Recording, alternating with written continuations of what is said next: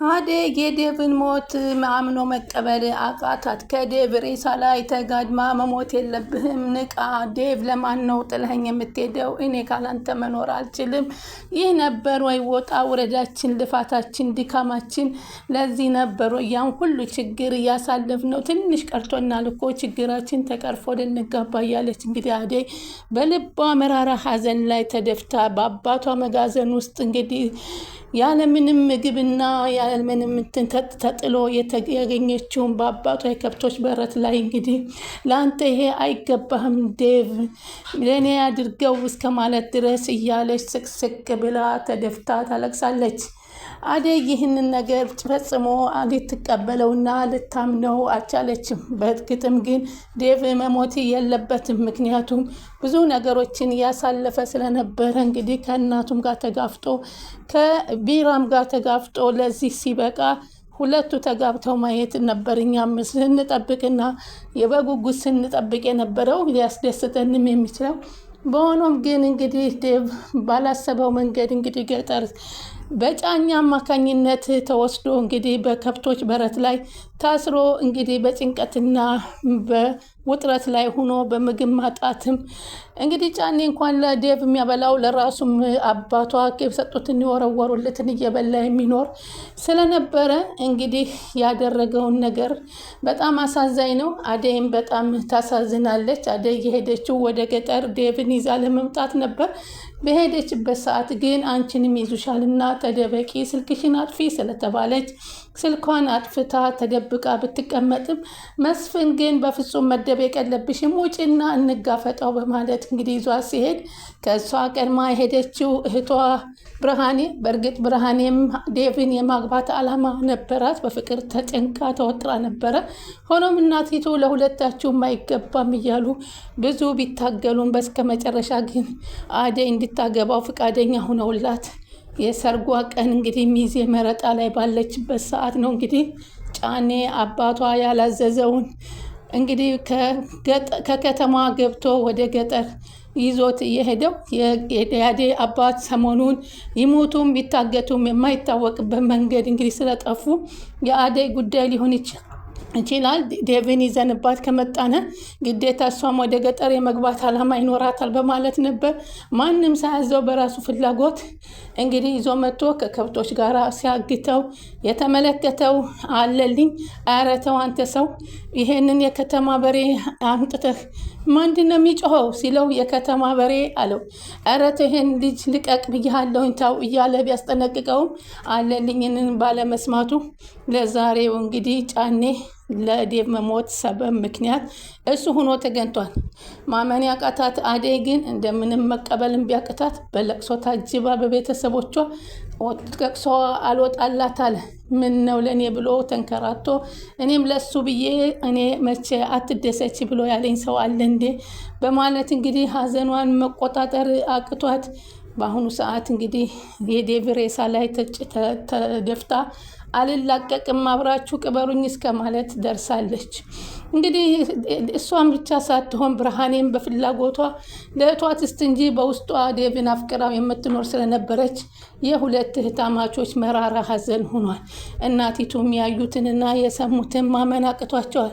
የዴቭ እናት እንግዲህ በውጭ ሀገር ሁነው የዴቭን መርዶ ሲሰሙ ይችን እኔ መጀመሪያም ተናግሬ ነበረ ከዚች ልጅ ራቅ ብዬ መክሬ ነበር፣ መጨረሻ ወስዳ ከሀገሯ እንደዚህ ያስገደለችው በማለት እናቲቱን ቢናገሩ እሱ ግን እናቲቱ ፈቃደኛ ሁነው ድረው ሂደው ቢሆን ኖሮ ይህን ሁሉ ጸጸትን መሸከም አልቻልኩም ከማለት ያርፉ ነበር። የዴቭ እናት እንግዲህ መርዶውን መቀበል አቅቷቸዋል። ብሄሪ እንግዲህ አላይም አልሰማም እያለች እሄዳለሁ ስትል ድንገት ሳትሄድ እንግዲህ ከቀብሩ ስነ ስርዓት ላይ ውላለች። ፍቅር እንግዲህ እኔ አደይን አሸንፌ ቢራ ከተሳፈረችልኝ አደይን አሸንፌ እኔ ያገባለሁ እያለች ወዳና ወዲህ ስትራወጥ ለእሷም እንግዲህ እንደውም ለአደይ ብዙ ነገር እየተመኘችላት ነበር። በፊቷ ላይ አሲድ ደፍቼ አበላሻታለሁ እስከ ማለት እቅድ ይዛባት ነበር።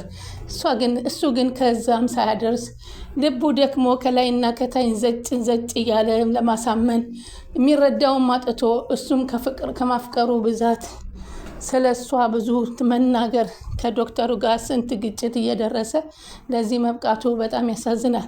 ሰላም ወደ ቻናል የተከታታይ ሰላማችሁ በያላችሁበት ይብዛል። ለቻናል አዲስ የሆናችሁ ሰብስክራይብ፣ ላይክ፣ ሼር እያደረጋችሁ አበረታቱ። ተወዳጁና አስተማሪው አደይ ድራማ ቀጣይ ይዘንላችሁ መጥተናል። በዚህ ድራማ በጣም የሚያሳዝነው የዴቭ መሞት ነው። ዴቭ እንግዲህ በማይታሰበው መንገድ ወደ ገጠር ታግቶ ተሄዶ ይኸው ማንም ትዕዛዝ ባላስተላለፈበት እንግዲህ አንድ የባላባት ተረኛ እረኛ እንግዲህ አግቶ ለሞት አብቅቶታል። በጣም ያሳዝናል። አሁን አደይ ይህንን መቀበል በጣም ከብዷት በጣም ይገኛል። ስለዚህ አሁን እንግዲህ ሁላቸውም መራራ ሀዘን ላይ ይገኛሉ። በተጨማሪ እንግዲህ ዴቭ በጣም በሚያሳዝን ሁኔታ ከዚህ ዓለም መሞት የእውነቱን ተለይቷል ማለት ነው ውድ ተመልካቾቼ። ከዛም ቀጥለን እንግዲህ የምንመለከተው የሩማናን ጉዳይ ነው። ሩማና በዛ ቤት እንግዲህ በነ ፍቅር ቤት ተቀጥራ ስትኖር የፍቅርንና የሩታን ጭቅጭቅ አልችል ብላ በቃኝ እዚህ ቤት አልሰራም ብላ ከቤቱ ወጥታ ስትሄድ ከዛም ተጨማሪ አንቺ በማለት የፍቅርና ስለተናገሯት እትዬ እንኳ ከተናገሩ ምን አስቀመጠ በማለት እቃዋን ጥቅላ ወጥታ ሄዳ ነበረ። አሹም ለ3 ቀን እረፍት ሌላ ስራ አለኝ ብሎ ጠይቆ ወጥቶ በነበረበት ሰዓት ነበር። በዚህን ጊዜ አሁን እሷም ከሌላ ስራ ቦታ ሂዳ ገብታ የሰዎቹን ስራ ብዛትና የሰዎቹን ጸባይ ስታይ ኧረ እትዬ በምን ጣዕሟ እያለች ከዛ ቤት ወጥታ ጎዳና ላይ ቁጭ ብላ አንድ ድንጋይ ላይ ዶክተር ይደርሳል። ዶክተር ምን ሆነች ነው ሩማና እኔን ታውቂኛለሽ ሲላት አዎ በአደይ አውቃለሁ እህቴ አደይን አጥቻት ነው ሲላት እህትሽ አደይ እኮ ገጠር ገብታለች እንደውም ሩታ እየፈለገች ነው ወደ ቤት ተመለሽ ስትላት በፍጹም አልመለስም ደላላው ጠብቄ ስራ ልገባ ነው ስትለው ድንገት አሹ ይደርሳል። አሹም ሩማኔ የት ሄደሽብኝ ነው ጠፍተሽብኝ በማለት እንግዲህ ነይ በይ ወደ ቤት እንመለስ ሲላት አልመለስም ምን ሆነሽ ነው ለምን አልነገርሽኝም አንተ ስልክ ስታነሳ አይደለ በማለት ተወቃቀሱና እትዬ በጣም ተቆጥተዋል እንዴት ጥላት ሄዳለች በማለት ሲላት ታዲያ እኔ እኮ የፍቅርና የሩታንማ መቼም እችለዋለሁ ብዬ ነበር። ሆኖም ግን እትዬም ተጨምረው ሲናገሩኝ ከዚህ በላይማ ማን አለኝ ብዬ ነው ጥዬ ሄድኩት።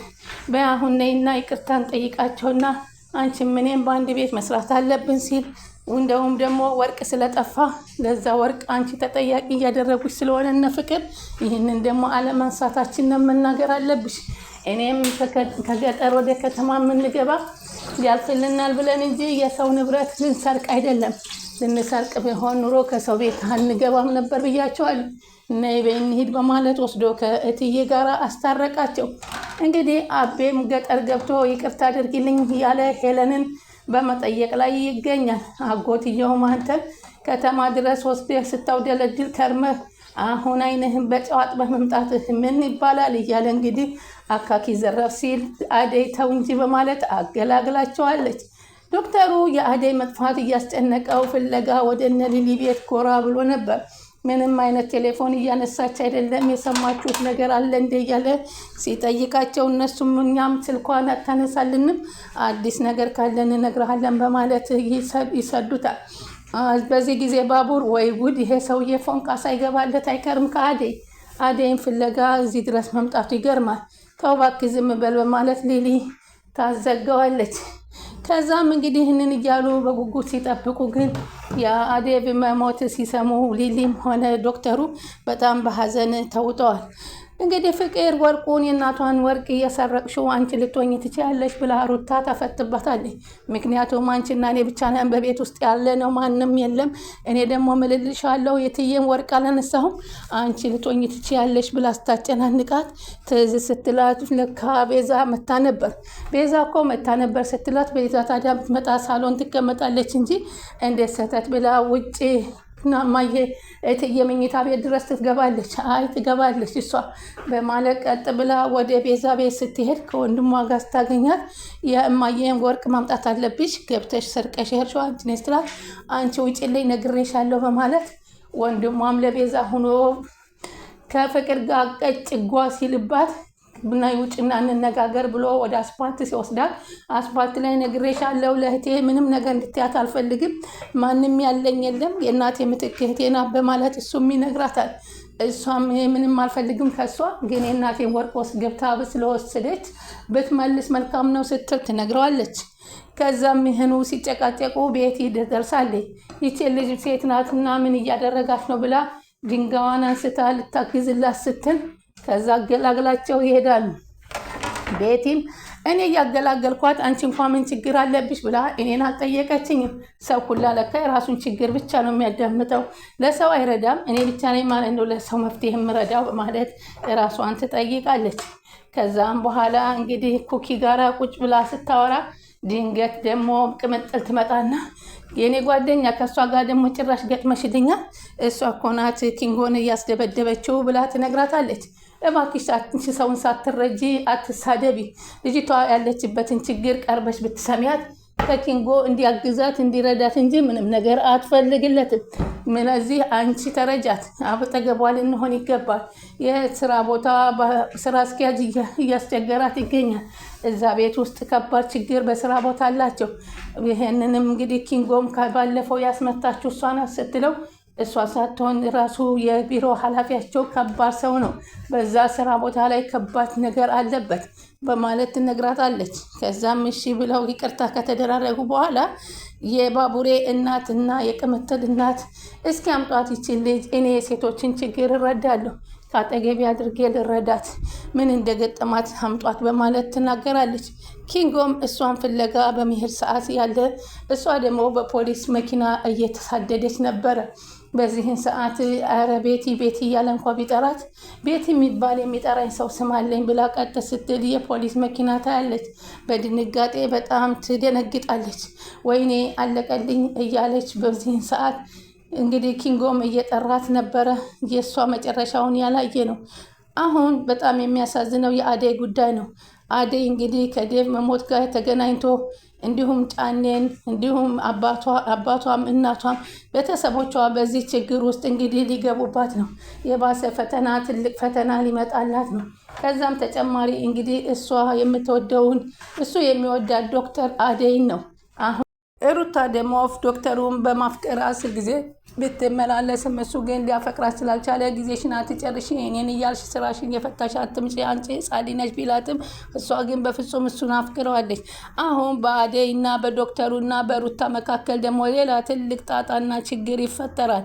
በጣም ያሳዝናል። የአደይ ፈተና ገና በፍጹም ሊያልቅላት ያልቻለችው መቼ አግብቼ መቼ ወልጄ እኖራለሁ፣ ለቤተሰቦቼ አስደስቼ የራሴን ልጆች ፈጥሬ አሳያለሁ እያለች ምኞት የምትመኘውና ሰርጓን ደግሳ ሚዜ ዎቿን ታጅባ ለሰርግ መቆም የምትፈልገው አደይ የገጠማት ነገር በጣም ያስጨንቃል። ቀጣዩ እንግዲህ ምን እንደሚሆን ሁላችንም አብረን የምንከታተል የሆነ ስለምትከታተሉን ከልብ እናመሰግናለን። ቻናሉን ላይክ፣ ሼር እያደረጉ ይጠብቁን።